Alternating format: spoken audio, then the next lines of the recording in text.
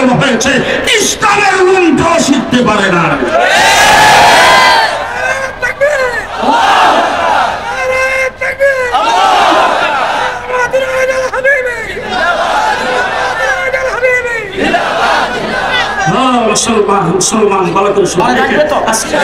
ওই ভিআইপি যারা দাঁড়াই দিয়েছেন, আপনারা কোনো লাঠি দেখছেন? কোনো বই নাই? আসেন আসেন আসেন আসেন। লাঠি আজকে ৪৬ বছর হাতে আছে, ৪৬ বছর। বাড়িটা দেখতে নেই কাউকে, রিজার্ভ করে রাখছি, যেখানে মারার দরকার আসল জায়গায় না। ইসলামের বিরুদ্ধে বাংলাদেশে কেউ দাঁড়াবে, আমরাও পাল্টা আক্রমণ করব। সবাই রাজি মনে থাকবে তো? এরপরে গাড়িতে বসে খবর শুনতেছিলাম, সেখানে দেখলাম আমাদের বর্তমান বাংলাদেশের অন্তর্বর্তীকালীন সরকারের প্রধান ডক্টর ইউনূস সাহেব এবং সেনাবাহিনীর প্রধান সহ উপদেষ্টা মন্ডলী, তিন বাহিনীর প্রধান, এমনকি বিদেশি কূটনীতিকরা ভাষা শহীদদের স্মরণে শহীদ মিনারে গিয়েছে। ভালো কথা, কিন্তু সেখানে যাওয়ার পরে যে কথাটা খবরে শুনলাম, ওনারা সবাই শহীদ মিনারে ফুল দেওয়ার পরে কিছুক্ষণ নীরবে দাঁড়িয়ে আছে। আমি জিজ্ঞেস করতে চাই, ভাষা শহীদদের স্মরণে নীরবে দাঁড়িয়ে থাকবেন না সরব হবে? আপনারা যারা আমার সামনে বসছেন সবাই জিন্দা আছেন? মুর্দা কেউ নাই তো? ২ নম্বর প্রশ্ন আপনাদের সামনে, আপনারা যারা আমার সামনে, আপনারা কি সবাই পুরুষ? সবাই পুরুষ তো? জি, তাইলে পুরুষ হিসাবে, মুসলমান হিসাবে আর জিন্দা আছেন হিসাবে আপনাদের আওয়াজটা এরকম জিন্দা মানুষের মতো দেওয়া হয়। আমি আপনাদের কাছ থেকে কিছু জানতে চাবো, আর আমি কয়েকটা কথা বলবো। সব কথা এখন আমি মাগিয়ে বলে না, আমি শ্রোতাদেরকে দিয়ে কিছু বলাই আর আমি কিছু বলি। কারণ ২ বছর শেখ হাসিনার মেহমানখানে ছিলাম, এরপরে নিয়োগ ফিরে আসছে যে সামনে যত কথা বলবো সব কথা নিজে বলবো না, শ্রোতাদের দিয়ে অর্ধেক বলবো। আগামীতে ধরা খাইলে আপনাদের শ্রোতা কথা কি বুঝাইতে পারতেছি? হ্যাঁ, এখন আপনারা বলুন তো, একটা কবরের কিনারে যদি কয়েক বছর নীরবে দাঁড়ায় থাকে, কবরের আজাব কয়দিনের জন্য মাফ? আসতে বলবে কোন ব্যক্তির বাবা যদি ইন্তেকাল করে, মা যদি ইন্তেকাল করে, কোন আপনজন যদি ইন্তেকাল করে, আর সেই ব্যক্তি মা বাবার জন্য খুব দরদি ছিল, বেগম ইন্তেকাল করেছেন, বেগমের জন্য একদম তার খুবই দরদ, সেই দরদের কারণে যদি কবর দেওয়ার পরে কবরের কিনারে আজীবন দাঁড়ায় থাকে, নীরবে চুপচাপ দাঁড়ায় থাকে, কবরের আজাব কয়দিনের জন্য মাফ হবে? একদিনের জন্য কবরের আজাব মাফ হবে না। তাইলে ওখানে যে নীরবে দাঁড়ায় রইলেন, লাভটা কি হইল? আমার দেশের ভাষার জন্য যারা জীবন দিয়েছে, দেশটা মুসলমানের দেশ। কার দেশ? মুসলমানের দেশ। যারা ভাষার জন্য জীবন দিয়েছেন তাদের একজনের নাম বরকত, আরেকজনের নাম জব্বার, আব্দুল জব্বার, আব্দুল সালাম, আরেকজনের নাম রফিক। এই নামগুলি তারা আপনারা কি বুঝতেছেন? তারা খ্রিস্টান ছিল না, বৌদ্ধ ছিল না, হিন্দু ছিল না, কি ছিল? মুসলমান।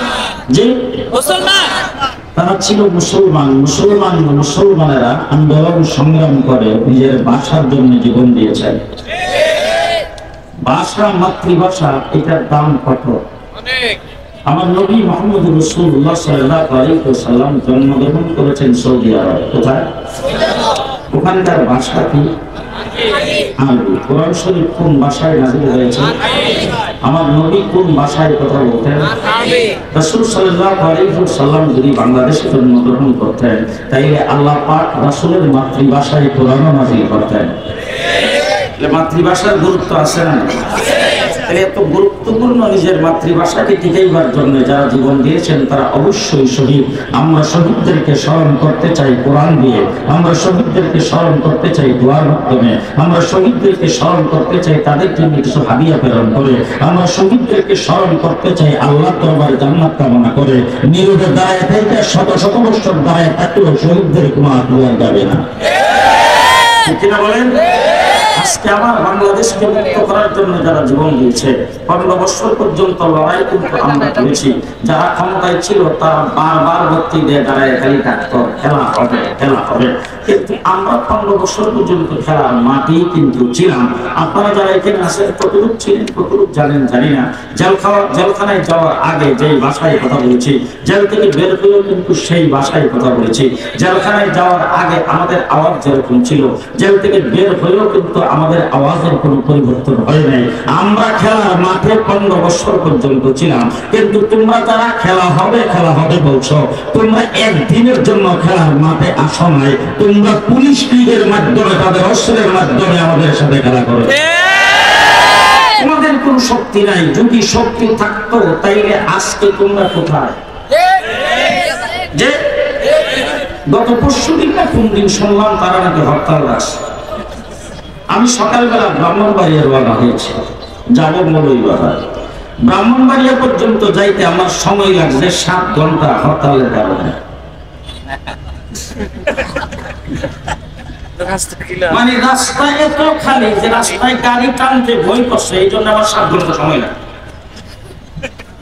আপনারা ঘুমাই গেছেন জি? রাস্তায় যানজটের কারণে আমি 7 ঘন্টা সময় লাগছে ব্রাহ্মণবাড়িয়া যাইতে। আর আমি কিন্তু তোলার আশি সালাম দেওয়া জানি, তোলার আশির বাড়ি সালাম দিয়ে দেখছি গোটা বাংলাদেশের টেকনাফ থেকে তেতুলিয়া পর্যন্ত তোমাদের সাও বাচ্চা কাউকে পাওয়া যায় নাই। যারা কথা না বলবে হেরা কাওয়া কাদের দলের লোক। চুপ করে যদি বসে থাকে আপনার পাশের লোকটাকে চিনবেন ভালো করে, কথা না বললে কাওয়া কাদের দলের লোক। তোমাদেরকে কোথাও পাওয়া যায় না। আমরা আগেও মাঠে ছিলাম, এখনো মাঠে আসি। যদি দেখতে চাও তাহলে মাঠে আসো, দেখি কত দানে কত চাও। বাংলাদেশে যারা জুলাই আগস্টে আন্দোলন করেছেন, আবু সাইদের কবর জিয়ারত করার জন্য গিয়েছিলাম।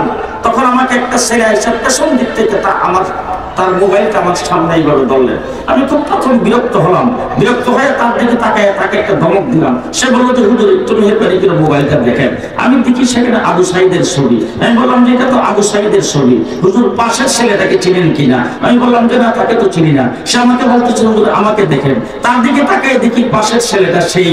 তখন তাকে আমি জড়ায় ধরলাম, জড়ায় ধরে বললাম আবু সাইদের কবর তো জিয়ারত করতে আসলাম, কিন্তু আবু সাইদ যখন গুলি খেয়েছেন, গুলি লাগার মুহূর্তে তার অবস্থাটা কি ছিল এই ব্যাপারে তুমি একটু স্মৃতিচারণ করবা, তুমি একটু বলবা। তখন সে তার গাল বাইরে পানি ঝরতেছে, আর সে বলতেছে হুজুর সে যখন গুলি খাইয়া নিচে যখন পড়ে গেছেন, মাটিতে পড়ে যখন কাতরাইতেছিল, তখন তার মুখ থেকে বের হইতেছিল আল্লাহু আকবার, আল্লাহু আকবার, আল্লাহু আকবার।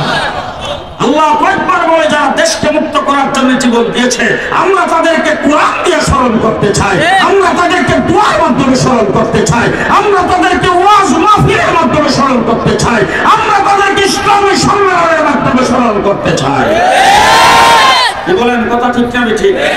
কথা ঠিক না ঠিক? আমার বন্ধুগণ, ইসলামের শহীদ শুধু একজন না, দ্বীনের জন্য তো শহীদ 1450 বছর। সর্বপ্রথম ইসলামের জন্য শাহাদাত বরণ করেছেন হযরত সুমাইয়া। হযরত সুমাইয়া একজন নারী, সর্বপ্রথম ইসলামের জন্য শহীদ হয়েছে।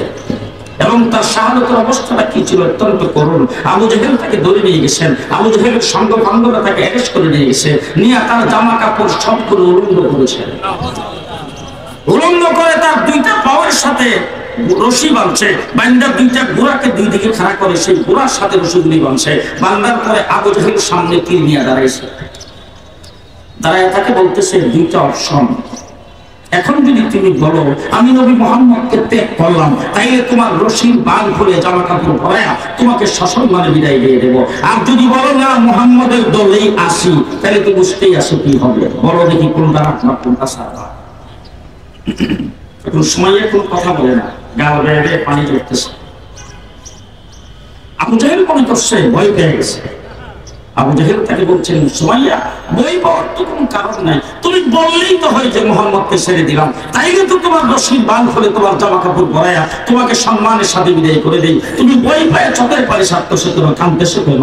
তখন সুমাইয়া ডাক দিয়ে বলছেন এই কোরআনের আবু জাহেল নবীর দুশমন, ভালো করে শোন, আমি তুই যে আমাকে শেষ করে দিবে, আমার যে ছিন্ন বিচ্ছিন্ন করে দিবে, আমি যে দুনিয়ার থেকে বিদায় হয়ে যাব, এই জন্য আমি চোখের পানি সারতেছি না।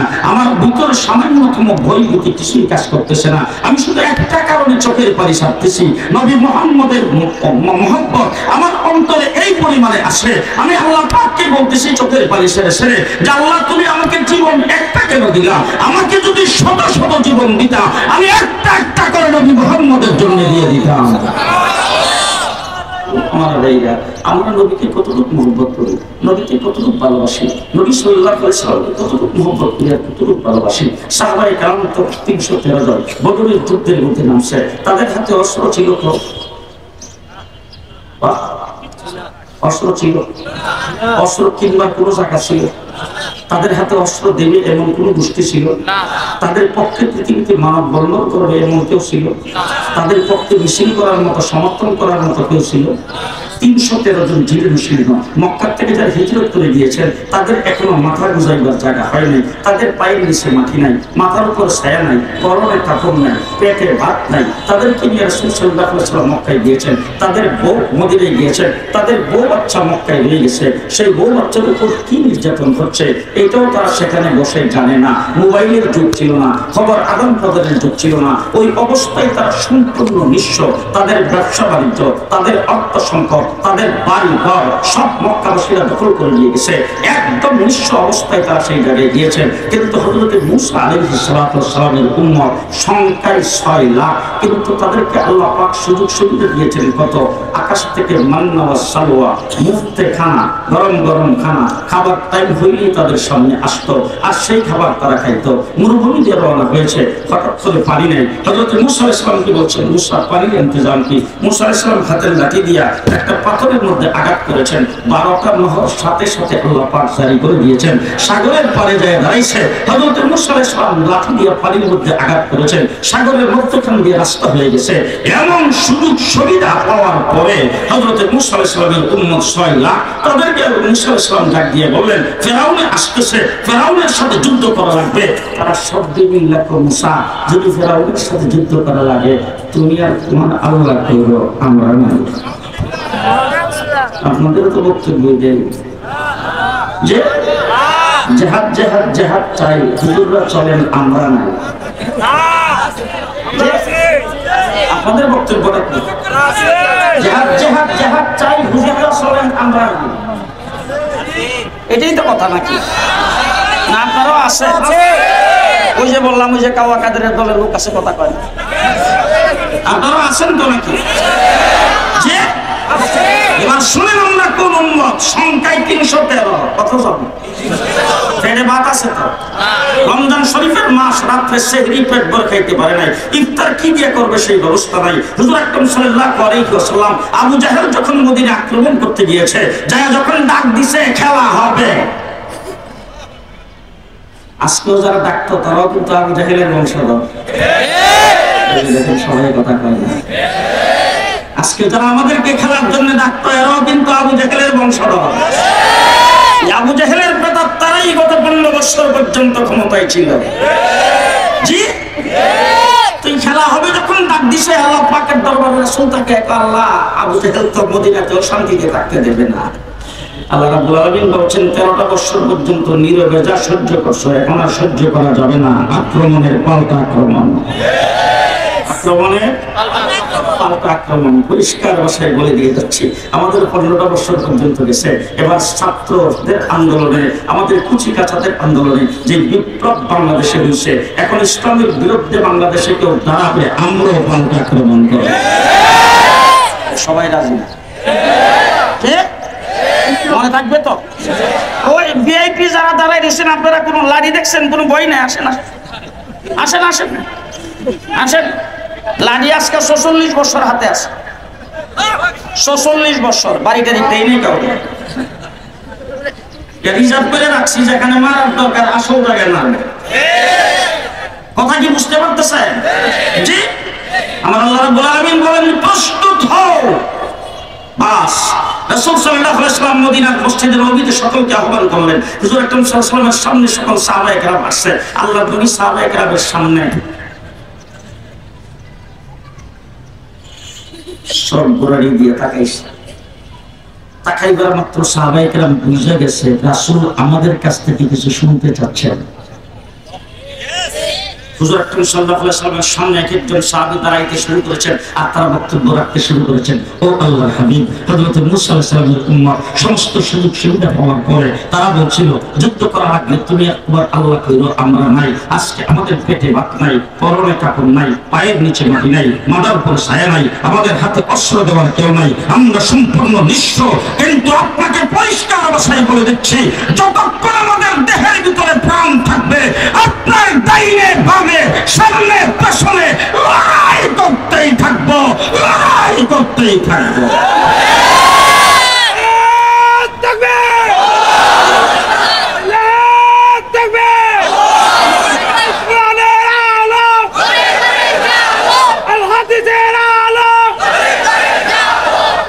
আমরা সেই নবীর উম্মত,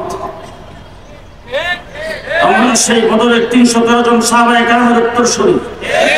কেনা কেনা দেখি, কেনা কেনা আমরা বদরের ৩১৩ জনের সাহাবায়ে কেরামের উত্তরসূরি। ঠিক না ঠিক? ঠিক না ঠিক? সাহাবায়ে কেরাম ৩১৩ জন আল্লাহর নবীর সামনে দাঁড়ায় এই বলছে। ওই তখন থেকে দিন দেখেন খুব ভালো করে, অতীতে যত নবী পৃথিবীতে আগমন করেছেন কোন নবীর উম্মত এরকম বলে নাই। কোন নবীর উম্মত নবী চলে যাওয়ার পরে তার দিনকে টিকায় রাখার জন্য আবু বকর সিদ্দিকের মতো বলে নাই আয়ান কুসুদ্দিন ওয়ালা হাইয়ুন, আমি জিন্দা থাকতে দিনের সামান্য ক্ষতি হবে আবু বকর বরদাস্ত করবে না। ১,২৪,০০০ নবীর উম্মত বলে নাই, আবু বকর সিদ্দিক বলেছেন। আমাদের সেই কথা এখনো আছে তো? জি আছে না? মুহাম্মদ রাসূলুল্লাহ সাল্লাল্লাহু আলাইহি ওয়াসাল্লামকে তাইফের জমিনে পাথরের বৃষ্টির মতো আঘাত করেছে, ইসলামের নুন ছিঁড়ে গেছে। কথা আসতে কর, ইসলামের কি হয়েছে? ইসলামের কিছুই হয় নাই। রাসূল সাল্লাল্লাহু আলাইহি ওয়াসাল্লাম উহুদের লড়াইয়ে বান্দার শহীদ করেছেন, ইসলামের কিছুই হয় নাই। আমির হামদার লাশটাকে টুকরা টুকরা করা হয়েছে, ইসলামের সামান্যতম কিছু হয় নাই। খাব্বাব হুবাইবকে হত্যা করা হয়েছে, ইসলামের সামান্যতম কিছু হয় নাই। আবু বকর সিদ্দিককে পিটাইতে পিটাইতে নাকের হাড্ডি ভেঙে দেওয়া হয়েছে, ইসলামের সামান্যতম কিছু হয় নাই। হযরত বেলালকে উত্তপ্ত বালির মধ্যে শেষরানো হয়েছে, ইসলামের সামান্যতম কিছু হয় নাই। হুনাইনের যুদ্ধে মুসলমানরা পরাজয় বরণ করেছে, ইসলামের সামান্যতম কিছু হয় নাই। আল্লাহ নবী হিজরত করে মদিনায় চলে যাইতে হয়েছে, ইসলামের সামান্যতম কিছু হয় নাই। মুহাম্মদুর রাসূলুল্লাহ সাল্লাল্লাহু আলাইহি ওয়াসাল্লামের বাহিনী হযরত হুসাইন কারবালার ময়দানে টুকরা টুকরা হয়েছে, ইসলামের সামান্যতম কিছু হয় নাই। হযরত ইবনে তাইমিয়াকে নির্যাতন করা হয়েছে, ইসলামের সামান্যতম কিছু হয় নাই। ইমাম বুখারীকে বখরাত থেকে বের করে দেওয়া হয়েছে, ইসলামের সামান্যতম কিছু হয় নাই। ইমাম আবু হানিফা রাহমাতুল্লাহি আলাইহি জেলখানার ভিতরে মৃত্যুবরণ করেছেন, ইসলামের সামান্যতম কিছু হয় নাই। ইমাম মালিককে পিটাইতে পিটাইতে তার হাড্ডি ভেঙে দেওয়া হয়েছে,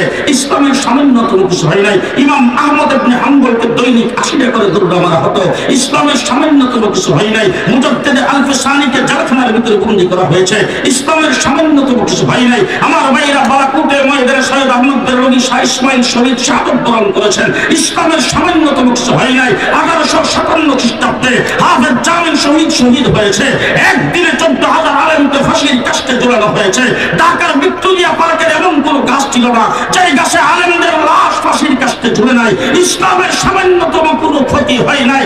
শাপলা চত্বরে এক রাতে ১,৫৪,০০০ গুলি চালানো হয়েছে, ইসলামের রুমটাও শিখতে পারে না।